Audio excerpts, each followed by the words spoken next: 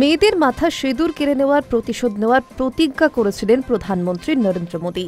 Operation সিঁদুরের পর প্রথমবার পুণ্যভূমি বারাণসীতে দাঁড়িয়ে অপারেশন সিঁদুরের সাফল্য মহাদেবকে উৎসর্গ করলেন প্রধানমন্ত্রী। শনিবার বারাণসীর একটি জনসভা থেকে ভারাক্রান্ত হৃদয়ে তিনি বলেন, পহেলগাঁওয়ে ২৬ জন নিরীহ নাগরিককে নির্মমভাবে হত্যা করেছিল জঙ্গিরা। আমাদের মেয়েদের সিঁদুর কেড়ে নিয়েছিল তারা।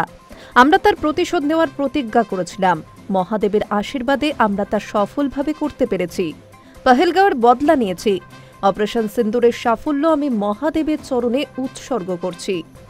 প্রসঙ্গত, পহেলগাঁও কাণ্ডের পর শুরু হয়েছে জঙ্গি দমন অভিযান। পহেলগাঁও কাণ্ডের ১৫ দিনের মধ্যে পাকিস্তানের বিরুদ্ধে চরম প্রত্যাঘাত শুরু করে ভারত।